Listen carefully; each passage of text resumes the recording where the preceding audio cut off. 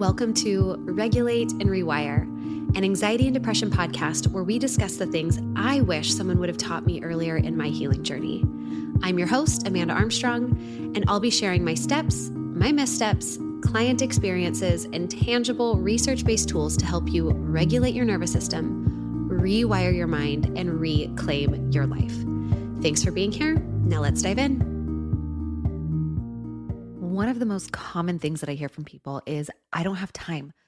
I'm already feeling strapped. I'm already at capacity. I'm barely making it through the day right now. I'm so stressed. Like, I don't have time for self-care. I don't have time for nervous system regulation or for what it takes to heal. And so today I am going to prove to you that you do. Not necessarily that you do have excess time, energy, or capacity, but that there are ways of building nervous system regulation practices into your daily life in a way that doesn't cost you more time, capacity, or energy. There are things that you can do differently. And so I'm not going to ask you to do more with this episode. I'm going to invite you to take a look at some of the things that you're already doing and how can you do those differently in a way that promotes more regulation. So today, like I just said, I want to talk to you about how to build in kind of these micro moments of nervous system regulation throughout your day. And I will warn you that I am going to make a lot of parallels between nervous system regulation exercises and fitness exercises, or building a regulation plan, and how it's kind of similar to building a workout plan. And before you completely roll your eyes, a little bit of my backstory you may or may not be familiar with. I have been a certified personal trainer for over a decade. I was a collegiate track athlete, and I've spent a lot of my life as a competitive athlete. After I graduated from my master's program, I actually worked at Google headquarters in California for a little over 5 years as a wellness specialist and personal trainer for their employees. And there is a lot of crossover in the overall process of how I would create personalized workout programs for people to how I now support clients in creating these strategic and personalized healing protocols as well. Now, one of the questions I get asked a lot is, what makes the work that I would do with you different than something that I might have experienced in traditional talk therapy? And I always preface with what an amazing and incredibly powerful part of healing talking is, but it's only a piece of this kind of healing pie. Unless you're also taking action to change your behaviors, to change your environment, to regulate your physiology, your nervous system, then you are likely going to stay dysregulated. And there are absolutely therapists out there that are somatic trained, trauma informed, and support clients in personalized behavior adaptations, but many, many, many, many don't. And this is my personal guru space, is not just in helping you understand anxiety and depression through this nervous system lens, but also in helping clients and people create a strategic, tangible plan towards healing. Again, much like you might have a very strategic workout plan to meet your goals there. And so what this would look like as a personal trainer is, anytime I would get a new personal training client, I would make sure that before our first session in the gym together, that we met up and sat down, and I got to collect some information from them to create a really personalized plan.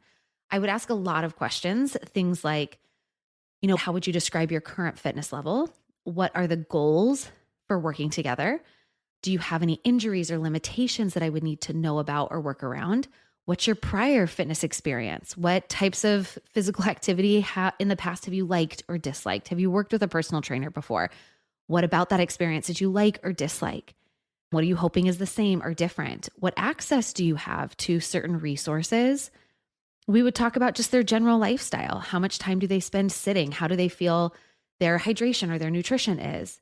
How much time or capacity did they have to dedicate to this work, right? Are you somebody who has elite athletic performance goals and you've got a ton of time? Are you an everyday human who's a parent and really busy and you just need these 30-minute sessions to be as effective and efficient as possible? And so with this information that I would collect from these clients, I could create a workout program that was tailored to meet them where they were and then move them towards where they wanted to be in a way that they had the capacity to do it. And it was so incredibly important to me that along the way, I also educated my clients as to why we were doing certain exercises or why I formatted a workout a certain way, because I found that this understanding of the why gave them more buy-in to the work that we were doing. And I do the same thing. And the coaches inside my mental health practice, we do the same thing in our mental health coaching. So in our programs, you learn how the nervous system works so that you have context for kind of how and why the things that we're going to put together in your strategic healing plan work. And before we get started or in the early stages of coaching, we're also still doing that data collection for you. So where are you right now in your healing journey? What is the current baseline state of your nervous system? Are you spending more time in activation or shutdown, that fight, flight, freeze state? What does your lifestyle look like? What are some of the predictable triggers or things that you know make your anxiety or depression worse? What have you done in the past to help manage your mental health? What things have been helpful in minimizing symptoms? Have you worked with a therapist? Have you been on medication? What has worked for you? What hasn't worked for you? What did you like? What did you not like? What are you hoping to get from our time together? And what are you hoping is different in your experience with us as a coach versus other things you've tried? And then most importantly is really figuring out like what time or capacity do you have to dedicate on a daily basis to this work?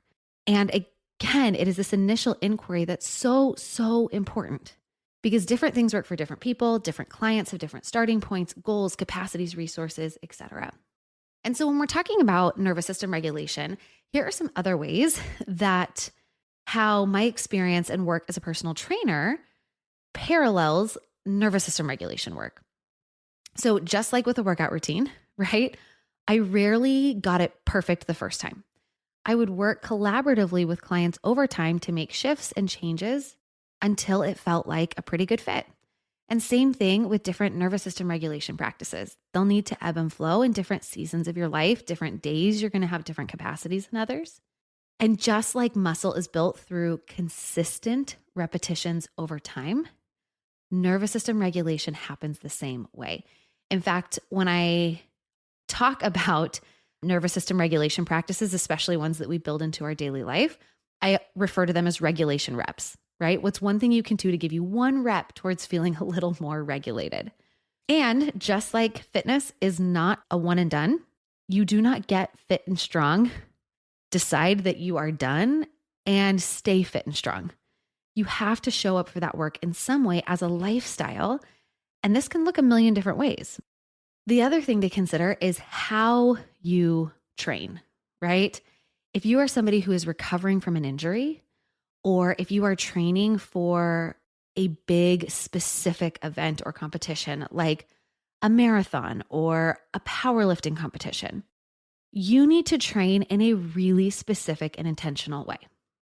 Versus if you are just an everyday human who wants to be more fit and healthy.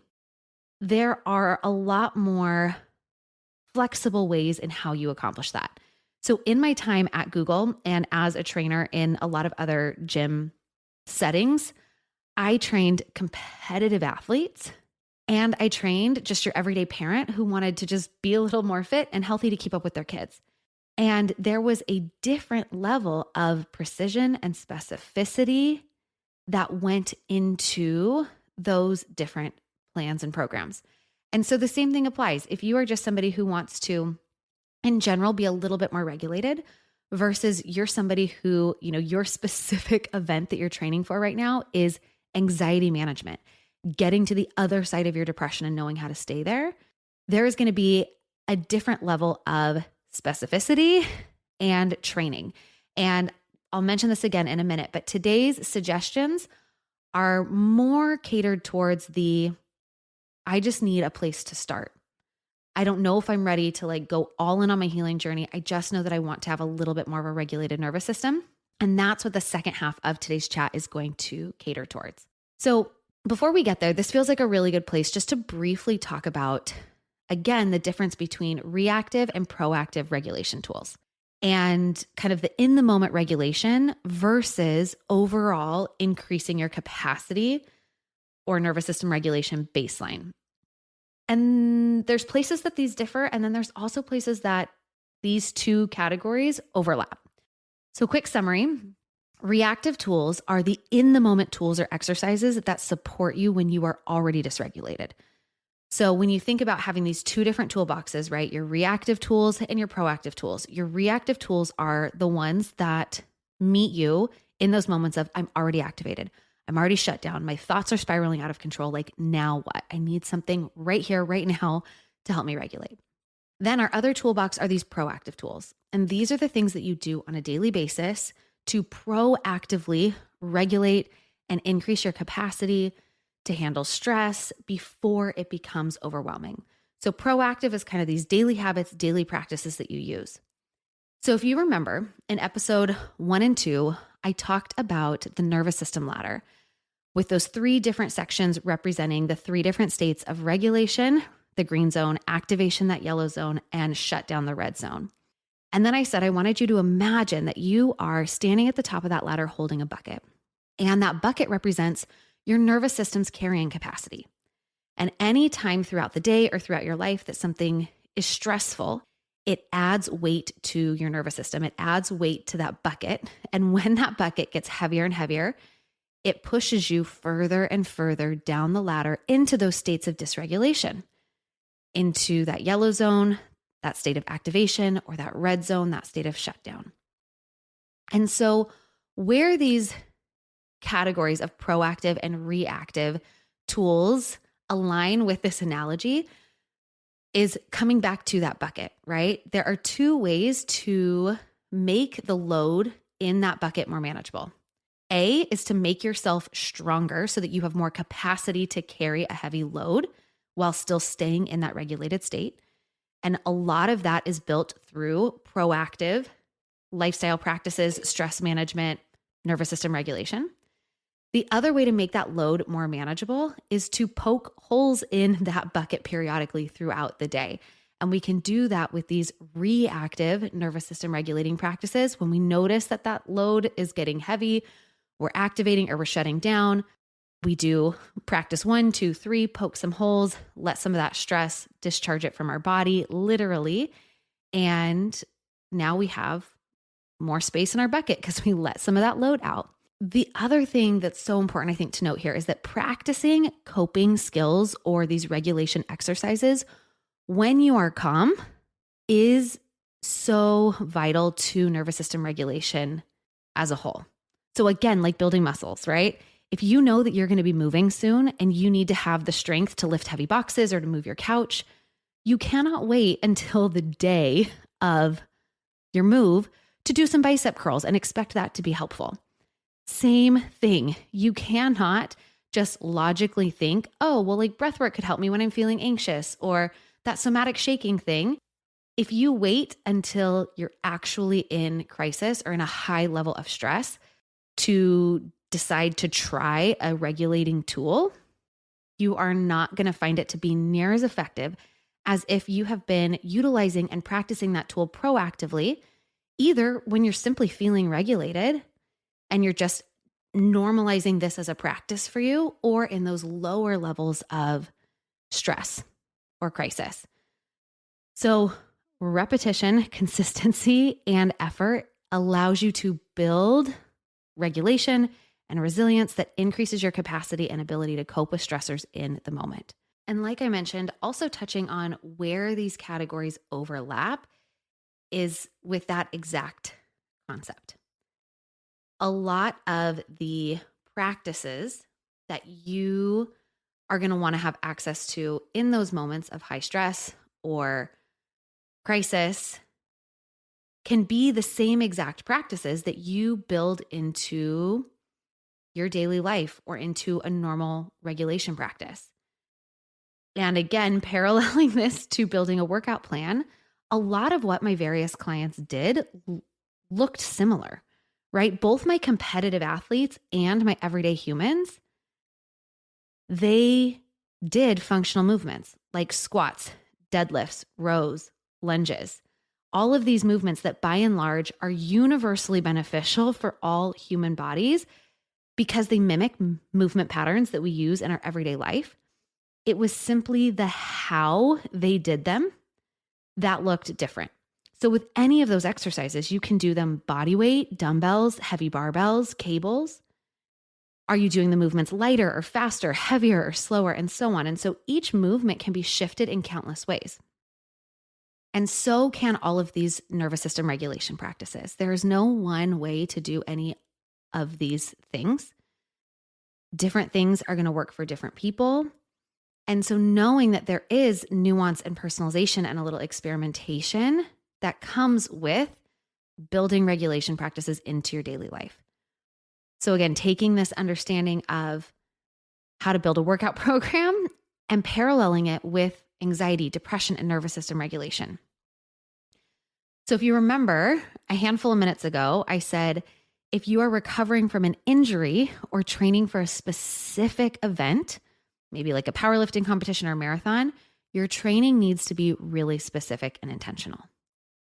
So if you are like quote unquote injured, i.e. there is trauma, you are chronically stressed out, anxious or depressed, you are living in a constant state of survival mode, and you have a specific goal of getting to the other side of that, knowing what it takes to stay there, breaking out of these same patterns and cycles and spirals that you tend to repeat and fall into, then the simple daily regulation practices I'm about to suggest likely will not be enough, again, quote unquote, training for you to accomplish this. You will likely need more. And I would even go as far to say, not likely, you need more of a comprehensive and personalized training plan to get yourself to a regulated baseline. And this is the exact work that we support clients in our one-on-one coaching programs, catering specific regulation tools and practices to meet their unique capacity and nervous system needs. And again, there's going to be some universals, right? Sleep, stress management, environment, vagal toning exercises, mindset. They all play a role, but there is not. And I wish there was. It would be easier for you. It would be easier for me. There is not a universal blueprint that I can lay out for you to get to the other side or to navigate your trauma, anxiety, depression, nervous system regulation any more than there is a specific universal workout program for different kinds of people with different starting points and different fitness goals, different events that they're training for. No single athlete trains in exactly the same way for different sports. And so again, just reiterating, if you have unhealed trauma or you are living a life that is continuously chronically stressful, then what I am going to share with you in just a few moments is not going to be enough to completely rewire and reset your nervous system. But these micro moments of regulation can be a really great place to start in building a relationship with your nervous system.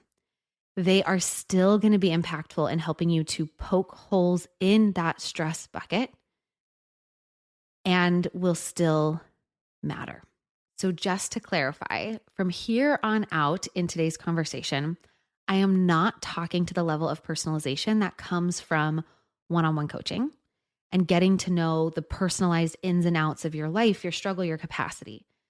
From here on out, I am talking to you as somebody who is just looking for a place to start. I am talking to you as the person who thinks that they don't have time for self-care or regulation or healing, as someone who is just looking for small ways right now to sprinkle a little bit more nervous system awareness and regulation into your life. And so again, I think I've said that phrase 100 times. And so again, here's this other parallel. Just like when you are someone looking for a place to start in your fitness journey or your wellness journey, you just want small ways to live a healthier lifestyle, there's some very widely accepted universal suggestions I can make.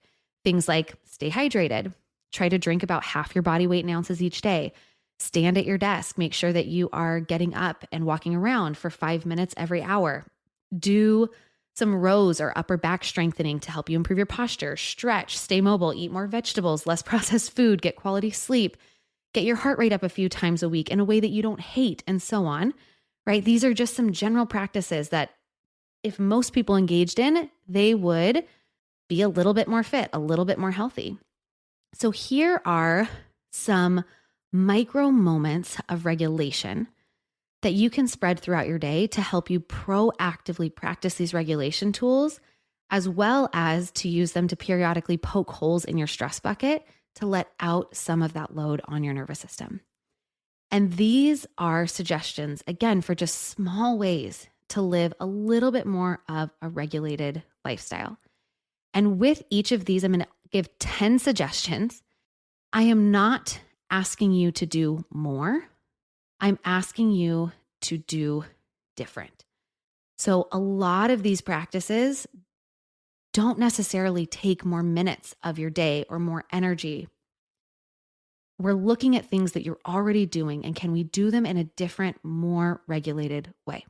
And I'm going to kind of rapid fire through a handful of these suggestions and also some additional reasoning as to why these are helpful. I always think it's important not just to give random suggestions, but to also give you some buy-in as to why they might be helpful. And as I go through these pretty quickly, I want you to pick just one, maybe two, but realistically just one that you might want to make a habit out of. So suggestion number one is a consistent bedtime. Research shows that a consistent bedtime and a consistent wake-up time significantly improves our quantity and quality of sleep. And sleep is one of the number one lifestyle predictors, quality of sleep, that correlates with improved or diminished mental health. So having a consistent bedtime and wake-up time and really looking at what are the practices that are going to help me make that possible. Number two, morning sunlight. Getting outside, not through a window, but actually outside for about 5 to 15 minutes in the morning, getting that natural low horizon sunlight in your eyeballs is a game changer for well-being. This helps to set your circadian clocks, which also helps to improve sleep quality. There's research that shows that this simple 5-minute morning practice decreases stress, controls cortisol release, and so many other mental and physiological benefits to your body. And of course, it kind of depends on the weather, but a way that I have built this in, again, I'm not asking you to do more, just asking you to do different. Is there already something that you do for 5 or 10 minutes within the first hour or so of you being awake that you can just do outside? So for me, that is usually just drinking a breakfast smoothie on the porch with my kid instead of sitting at the table. Or if that doesn't happen because mornings with a toddler are extremely unpredictable, when my husband takes him to school, I might just sit on the porch and drink my morning tea instead of sitting at the table with my phone and scrolling Instagram. Which leads to suggestion number 3. Can you trade Instagram scrolling or replying to emails on the toilet or at red lights for taking a deep breath? If you do nothing else, try this one, because you already have to go to the bathroom multiple times a day. If you are driving anywhere, you already get stuck at stop signs or red lights. Can you use these as a cue to just check in with yourself and take a deep regulation breath? Number 4, anytime throughout your day that you notice stress or tension, for me, this shows up as clenching my jaw most often. Give yourself a little shakeout.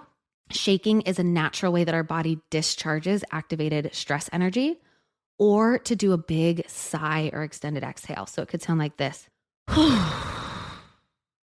So anytime you notice either mental or physical stress or tension, give yourself a quick shake or take a deep sighing breath.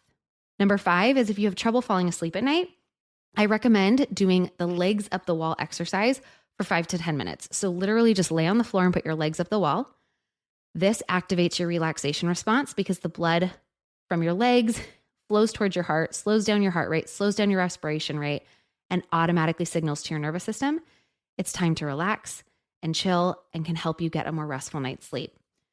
Suggestion number 6, spend 30 seconds gargling water after you brush your teeth or in the shower. So this activates something called your vagus nerve. When your vagus nerve is activated, it also flips that relaxation response switch in your nervous system. Number 7, turn your shower on cold for the final 30 seconds to 3 minutes.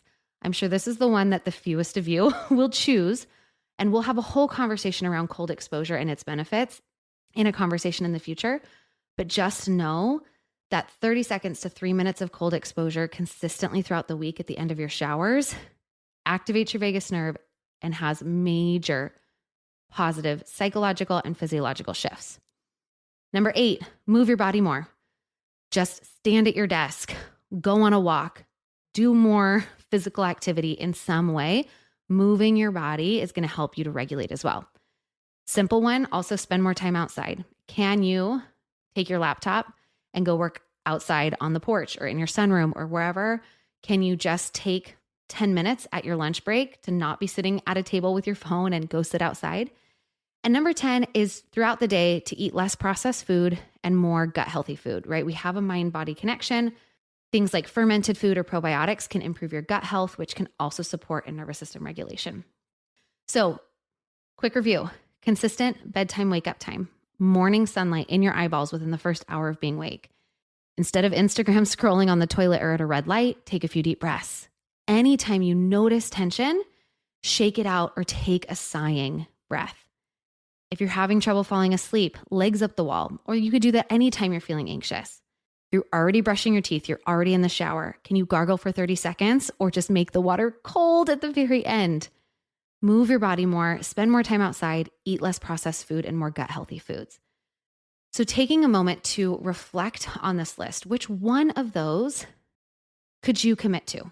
And none of those 10 things was anything that's really going to demand more of your time or energy. It's just doing things a little bit differently, a little bit more intentionally towards regulation. And to bring all of this together, I'm going to share with you what an average day looks like for me. And I'm going to put an emphasis on the for me. And I want you to know that there is no perfect science to this. Even what I'm about to tell you ebbs and flows a bit from day to day and has looked drastically different during different phases of my life in the last 5 years since I've gotten really serious about nervous system regulation. Also, I'm a little over a month from birthing another tiny human into the world. And so that'll definitely flip this routine upside down again. But nonetheless, here is an example of like how-ish I build regulation practices in throughout my day so that I am not getting to the end of my day completely depleted, completely overwhelmed, completely overstimulated. I'm using these micro moments of regulation throughout my day to poke some holes in that stress bucket. So I wake up and I try to wake up at least 30 minutes before my toddler so that I can wake up in a proactive way instead of reacting to his emotions or his needs. So I wake up, I walk to the bathroom, and I take a few breaths while peeing. Like, friends, this does not have to be sexy. I make a point to just take a few deep breaths first thing in the morning as I sit down to pee. I brush my teeth and then I gargle for 30-ish seconds when I brush my teeth, getting that vagus nerve activated first thing. Then I do my morning things. I get my kid ready for school. Sometimes that's a fun morning and sometimes it's a total shit show. And by the time my husband goes out the door to take my kid to school, I'm completely dysregulated. Again, toddler emotions are big and unpredictable. And so on days where I'm feeling already overwhelmed just by the time he leaves the house at 8 a.m., I sit down on the couch or I take my tea out to the porch and take a few deep breaths. And so again, this is where morning sunlight comes in. This is a priority for me. Almost every single morning, I get outside for 5 to 10 minutes to get morning sunlight in my eyes. Sometimes this happens before my kid wakes up. Sometimes it's with my kid while we sit on the porch drinking smoothies. And sometimes it's just after he leaves. And I wave goodbye and I stay outside just to get that sunlight in my eyeballs for a little bit. And then my day happens. And as I'm going throughout my day, anytime that I notice that I'm feeling stressed, I do a sigh or I shake it out. A lot of what I suggested today is because this is what works for me in my daily life. I leave my phone in my office. I work from home. So my office is downstairs and the kitchen is upstairs. So I leave my phone in my office when I go upstairs to make lunch. This allows me to just have some time away from my screen. Any scrolling I would be doing during lunch is not really productive anyways, and I get to be more mindful in the way that I consume my food. Being outside is really regulating for me. So when possible, I like to work. And we have this little like couch in my sunroom. So if it's not too hot or cold, I might take my laptop out there for an hour or two. And then like I shared, a practice that's become almost religious for me is I've traded scrolling on the toilet or at red lights for taking a few deep breaths, for checking in with myself and saying, how am I doing? What do I need? Take a deep breath. I spent decades of my life so focused on other people's needs, other people's emotions, that I rarely ever checked in with my own. And so such a critical part of nervous system regulation is just coming into conversation with your nervous system consistently.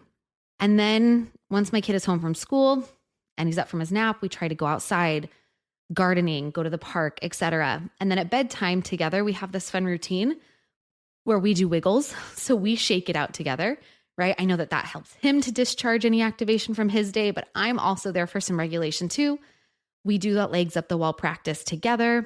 Half the time he just kicks the wall, but again, it's not just for him, it's for me too. And this helps us to both just regulate at the end of the day.